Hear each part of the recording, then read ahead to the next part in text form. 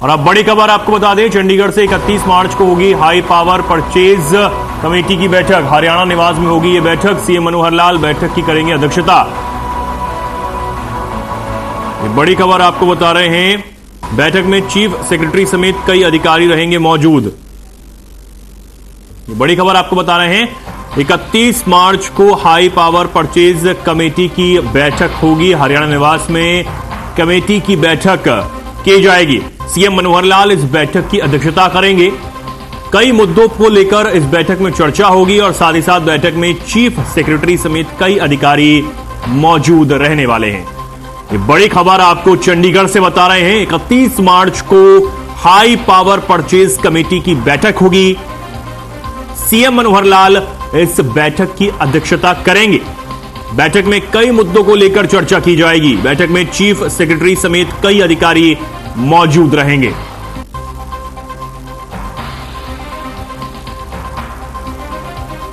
तो ये बड़ी खबर आपको लगातार बता रहे हैं, 31 मार्च को हाई पावर परचेज कमेटी की बैठक होगी। हरियाणा निवास में कमेटी की बैठक की जाएगी।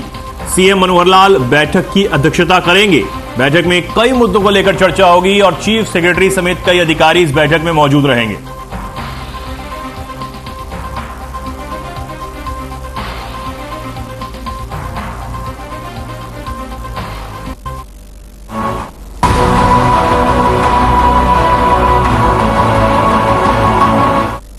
सीएम मनोहर लाल ने दुर्गा अष्टमी के मौके पर सभी देशवासियों को हार्दिक बधाई और शुभकामनाएं दी हैं। सीएम ने ट्वीट करते लिखा है कि आप सभी पर माता रानी की अपार कृपा बरसे व सभी के जीवन में सुख, समृद्धि एवं खुशहाली आए। मां अंबे से ऐसी मेरी प्रार्थना है।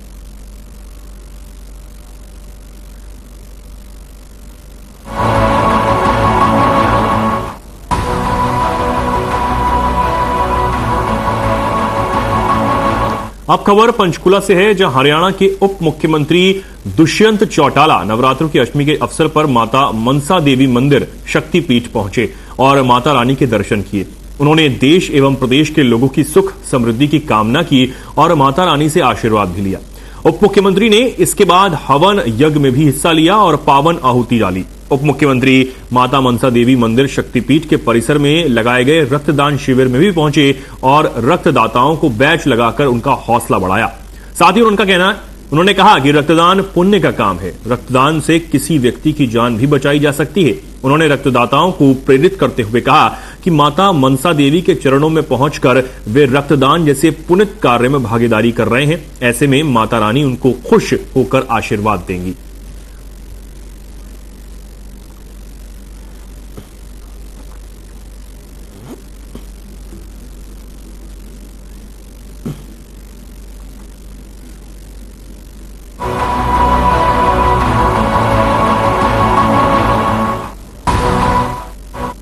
और बड़ी खबर आपको बता दें, गुरुग्राम से युवक को उसके साथी ने गोली मारी। मामूली कहासुनी के बाद वारदात को दिया अंजाम। गुरुग्राम के गांव कन्हई के पास मामूली कहासुनी के बाद इस वारदात को अंजाम दिया गया है। घायल विशाल को निजी अस्पताल में भर्ती करवा दिया गया है, जहां उसका इलाज किया जा रहा है। गुरुग्राम की सेक्टर 40 थाना पुलिस ने मामला दर्ज कर लिया है और कहा है कि आरोपी को जल्द ही गिरफ्तार कर लिया जाएगा। ये बड़ी खबर गुरुग्राम से, जहां एक युवक को उसके ही साथी ने मामूली कहासुनी के बाद गोली मार दी और गांव कन्हई के पास ये कहासुनी हुई थी। इसके बाद घायल विशाल को इलाज के लिए अस्पताल में भर्ती करवाया गया है। गुरुग्राम के सेक्टर थाना पुलिस ने मामला अब दर्ज कर लिया है। सेक्टर 40 थाना पुलिस ने मामला दर्ज किया है और कहा है कि आरोपी को जल्द ही गिरफ्तार कर लिया जाएगा। ये बड़ी खबर गुरुग्राम से, जहां विशाल नामक व्यक्ति को उसके साथी ने गोली मार दी। बताया जा रहा है कि मामूली कहासुनी हुई थी, जिसके बाद उसके साथी ने उसे गोली मारी है। इस वारदात को अंजाम दिया है। हालांकि अब विशाल का इलाज निजी अस्पताल में किया जा रहा है। गुरुग्राम के सेक्टर 40 थाना पुलिस ने मामला दर्ज कर लिया है और आरोपी की गिरफ्तारी की बात भी, जल्द ही गिरफ्तारी की बात भी की है।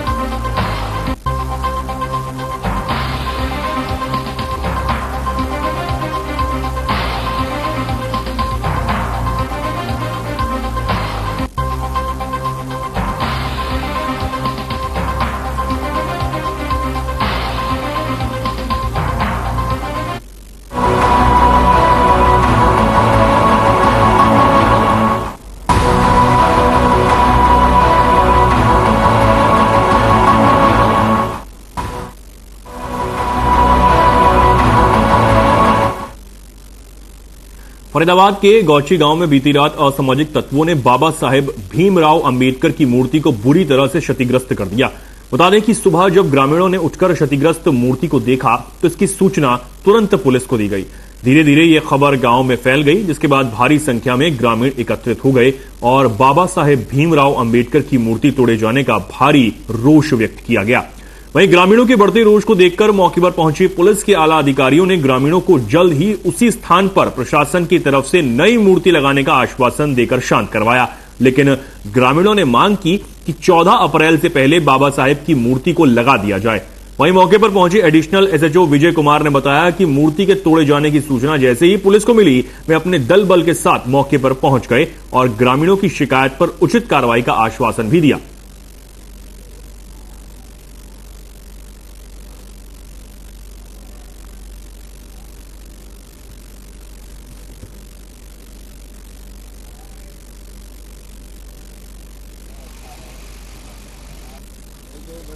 तो वहाँ से सूचना मिली थी कि जो गांव गोची में अम्बेडकर पार्क बना हुआ है, उस अम्बेडकर पार्क में किसी ने मूर्ति तोड़ दिया सामाजिक तत्वों की।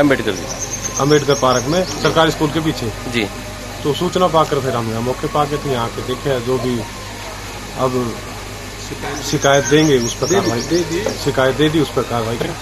वो ये चीज देख ही रहे हैं कि भाई ये क्या हुआ है, रात को कितने बजे हुआ ये तो अभी पता नहीं है। बाकी पुलिस प्रशासन पूरा आया हुआ है, उसकी इंक्वायरी करेगा। मेरी सभी से यही प्रार्थना है कि तो हमारी नई मूर्ति लगाई जाए 14 अप्रैल से पहले और उनको गिरफ्तार किया जाए जिसने ये हादसा किया।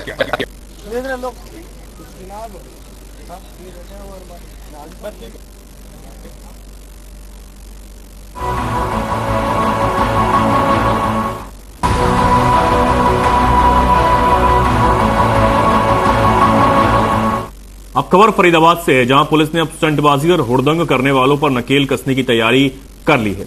50,000 का चालान काटने की ठान ली है।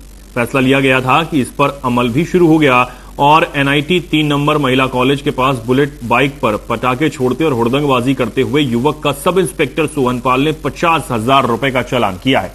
आपको बता दें कि यह चालान 50,000 रुपए का इसलिए किया गया क्योंकि युवक की बुलेट बाइक थी, उसके पास ना लाइसेंस था और ना ही बाइक पर नंबर प्लेट और ना ही हेलमेट। बाइक का साइलेंसर भी पटाखे छोड़ने वाला लगा हुआ था और महिला कॉलेज के बाहर युवक बुलेट से पटाखे छोड़ते हुए हुड़दंगबाजी करते हुए पकड़ा गया था। चौकी इंचार्ज सोहनपाल ने बताया कि पुलिस कमिश्नर द्वारा ट्रैफिक नियमों की अवहेलना करने वाले लोगों का चालान करने के आदेश दिए गए हैं, उसी को देखते हुए यह कार्रवाई की गई है।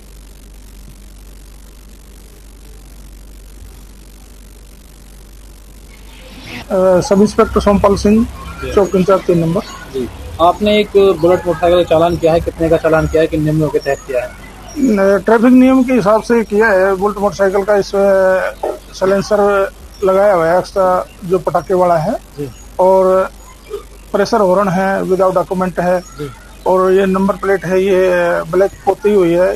लड़के ने इंस्टा आईडी लगा रखी है और कॉलेज और स्कूल है इनके पास से ये पटाखे छोड़ता हुआ जा रहा था और इसको इम्पाउंड कर दिया गया है विदाउट डॉक्यूमेंट और प्रेशर हॉर्न और पटाखे वाली।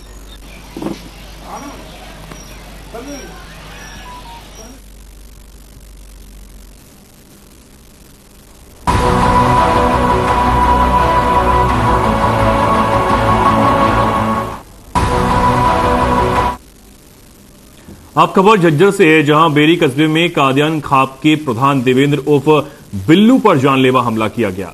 इस हमले की जिम्मेदारी नीरज बवाना गैंग से जुड़े गैंगस्टर हिमांशु उर्फ भाव ने सोशल मीडिया पर पोस्ट डालकर ली है। गैंगस्टर भाव ने इंस्टाग्राम पर डाली पोस्ट में लिखा कि फोन पर समझाने की कोशिश की गई, लेकिन बावजूद इसके वो नहीं माने तो वारदात को अंजाम दिया गया।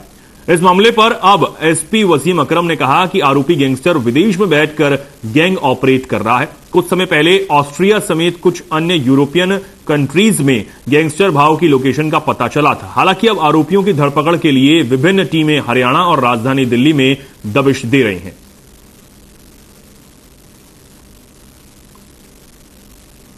ये अलग अलग जिलों में हैं तो इनके प्रोडक्शन वारंट लगा के ये जो फेसबुक पे इंस्टाग्राम पे पोस्ट अपडेट की गई है हिमांशु की तरफ से कि उसने इस घटना की जिम्मेदारी ली है और उसमें कुछ लोगों को जो उसके अपराधी हैं उनको टैग भी किया है, जो हमारी नोटिस में है।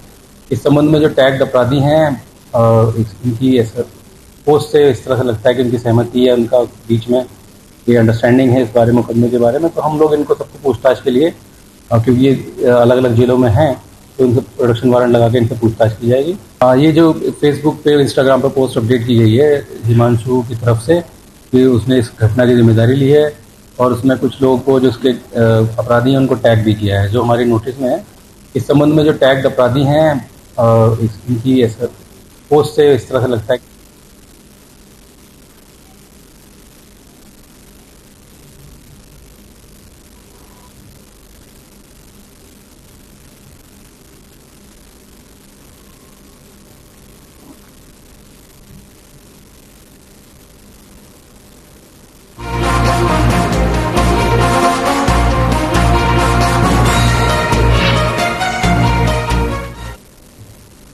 भिवानी पहुंचे हरियाणा के पंचायत मंत्री देवेंद्र बबली ने भावांतर योजना में हुए करोड़ों रुपए के घोटाले की विजिलेंस जांच के निर्देश दिए। वहीं टोहाड़ा से सुभाष बराला के चुनाव लड़ने पर दावा किया कि अब हरियाणा के 90% सरपंच खुश होकर काम करने लगे हैं।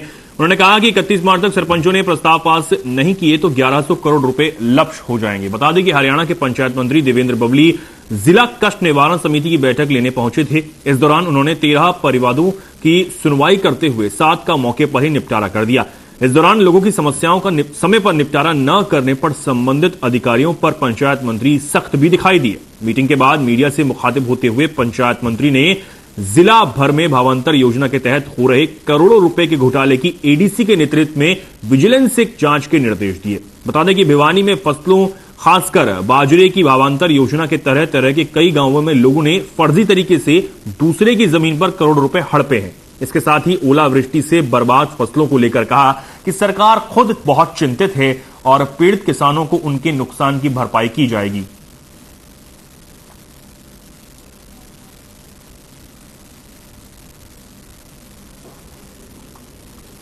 आज से पहले अगर आप देखेंगे पिछली सरकारों में इनका कोई जिक्र नहीं होता था, सिर्फ नाली, गली या चौपाल, उनकी भी जरूरत थी, मैनिकातुर की जरूरत नहीं थी। लेकिन आज उससे आगे बढ़ाने की जरूरत हमारे गांव को। पार्क भी बने, व्यायामशालाएं बने, आउटडोर जिम बने, इंडोर जिम बने, उसके अंदर हमारे महिला संस्कृति वन बने, ई लाइब्रेरी। एक बहुत बड़ा फैसला कह सकता हूँ, पूरे देश में माननीय प्रधानमंत्री जी ने इसको अडॉप्ट किया। हमारे हरियाणा प्रदेश के जो पिछले बजट सेशन में माननीय मुख्यमंत्री जी की घोषणा थी। इसी प्रकार गली स्ट्रीट लाइट लग के हमारी फिरनियाँ ठीक हों, कैमरा लग के सिक्योरिटी आए, सुरक्षा आए, सारी की सारी ये जो सुविधाएं हैं, ये जो प्रपोजल सरकार के थे, ये अब आपको आने वाले समय में बहुत कम समय। मैं तो ये तो नहीं कहूंगा कि 1966 में हरियाणा बना और लगभग 56-57 साल के काम हम पिछले 60 महीनों में, लेकिन हमने शुरुआत कर दी है।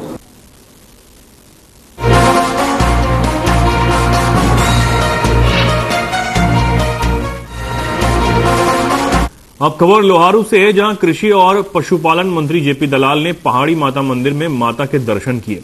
कृषि मंत्री ने अपने निवास स्थान पर जनता दरबार लगाकर लोगों की शिकायतों को सुना और समस्याओं के समाधान के लिए अधिकारियों को दिशा निर्देश भी दिए। कृषि मंत्री जेपी दलाल ने कहा कि मुख्यमंत्री की जनसंवाद कार्यक्रम की शुरुआत 2 अप्रैल से भिवानी से शुरू हो रही है, जो प्रदेश स्तर में जारी रहेगी। साथ ही उन्होंने कहा कि 6 अप्रैल को पन्ना प्रमुखों के घरों पर तिरंगा फहराने का काम पार्टी करेगी। लोकतंत्र में अनेक जन कल्याणकारी योजनाएं सरकार ने चलाई हैं, इसका लाभ लोगों को होगा।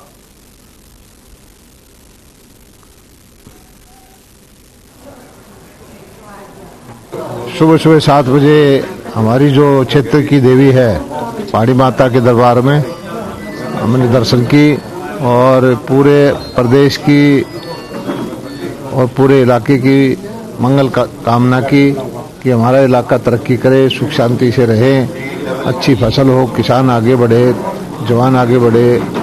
और बहुत लोग जो हैं धर्म प्रवृत्ति के हैं, लाखों की संख्या में यहाँ मन्नत मांगने आते हैं और इस इलाके के लोग जो हैं इससे लाभ उठाते हैं।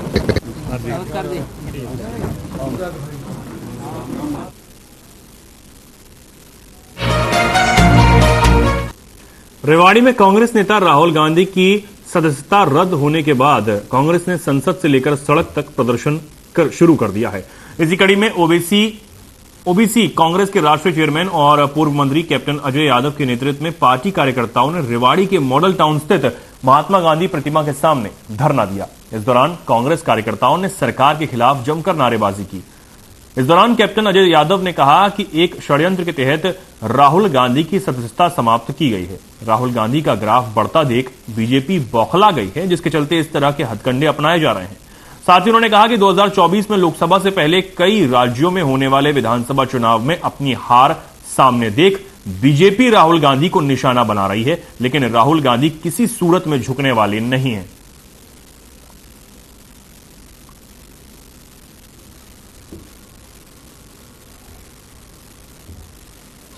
जानबूझकर 24 मार्च को आप उनकी सदस्यता खत्म कर देते हैं। आप एक दिन में सब कुछ हो जाता है भाई, 30 दिन का समय मिलता है। और मैक्सिमम पनिशमेंट तो कभी होती नहीं है, कभी इतिहास में नहीं हुई। ऐसा हुआ है, रेप केसेस हों, क्रिमिनल केसेस हों, तो वहां तो सदस्यता जो है 2 साल की ऊपर हो सकती है, 7 साल की भी हो सकती है, जैसे बहुत सारे नेताओं की हुई है। तो ये षड्यंत्र है, तो इसके खिलाफ कल कैंडल मार्च हमारी जो है उसको रोक दिया गया। तो ये एक षड्यंत्र है। इस षड्यंत्र के तहत ये जिन राहुल जी ने काला कानून उसके खिलाफ आवाज उठाई, जो कृषि बिल था, तो राहुल गांधी जी को जानबूझ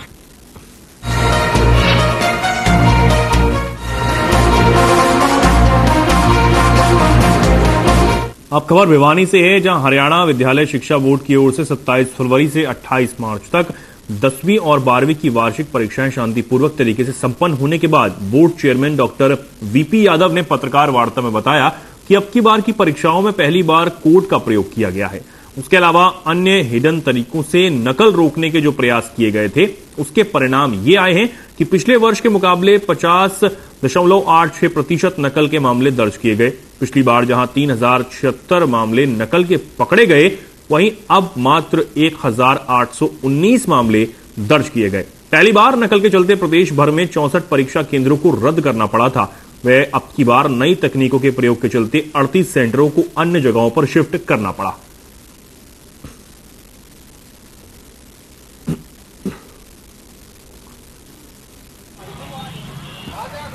विद्यालय शिक्षा बोर्ड ने जो परीक्षाएं आयोजित की वो 27 फरवरी से प्रारंभ हुई थी और वो 28 मार्च को संपन्न होगी। इस परीक्षा में 6,43,071 विद्यार्थियों ने भाग लिया और इसके अंदर 1,476 परीक्षा केंद्र बनाए गए थे और परीक्षाएं ही बहुत ही अच्छे चालू ढंग से संचालित हुई और संपन्न हुई।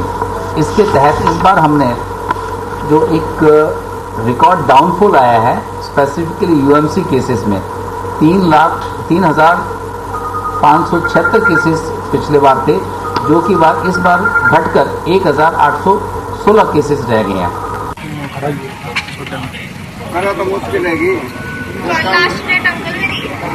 क्या है?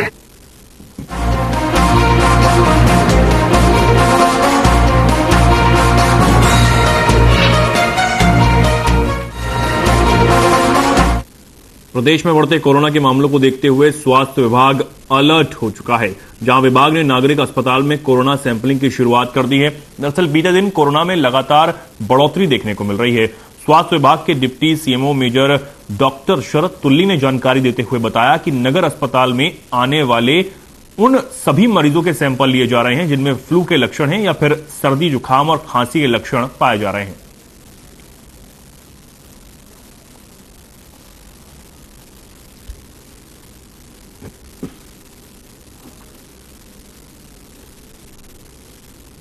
अभी जैसे आप सब लोग वाकिफ हैं कि थोड़े बहुत कोविड के केसेस देश के अंदर बढ़ रहे हैं, इसी को देखते हुए एहतियात के तौर पे जो गाइडलाइन रिसीव हुई है उसके तहत जितने भी ILI, SARI, फीवर, गला खराब या इस तरह के जितने भी केसेस हैं, या अगर कोई कांटेक्ट है किसी का पॉजिटिव कोविड का, या कोई फॉरेन ट्रैवल कंट्री से पेशेंट आया हुआ है जहां पे कोविड के केसेस बढ़ रहे हैं, तो उन सब केसेस के लिए कोविड के रिलेटेड सैंपल्स जो हैं वो लेने के निर्देश आए हैं। और इसी के तहत कल से फतेहाबाद के अंदर भी सैंपलिंग शुरू की गई है और अब उसको आगे SDH टोहाना के अंदर भी बढ़ाया जाएगा। तो कितनी सैंपलिंग अभी तक आ चुकी है?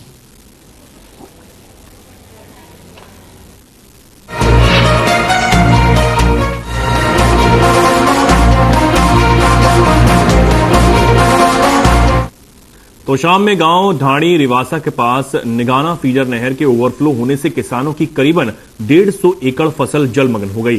पीड़ित किसानों ने सिंचाई विभाग से तुरंत फसलों के मुआवजे की मांग की है। इसी को लेकर किसानों ने कहा कि 28 मार्च तक करीबन 11-12 बजे के बीच निगाना फीडर नहर ओवरफ्लो हो गई, जिससे 150 एकड़ जमीन में 2 से 3 फीट तक पानी भर गया है। किसानों का कहना है कि इस जमीन में अधिकतर गेहूं की फसल बोई गई है, साथ ही कुछ एकड़ जमीन में सब्जियां भी लगाई गई थी। इस वजह से पूरी तरह फसलें जलमग्न हो गई हैं। दूसरी तरफ सिंचाई विभाग के एसडीओ का कहना है कि पीछे से एकदम अधिक पानी आने और मांग के कम होने की वजह से नहर ओवरफ्लो हो गई है।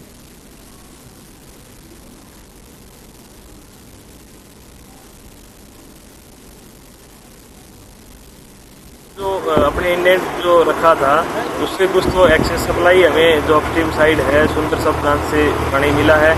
कुछ तो लोगों की अपनी जो फसल है वो मैच्योरिटी पे है, तो क्रॉप्स मैच्योरिटी के कारण डिमांड कम है।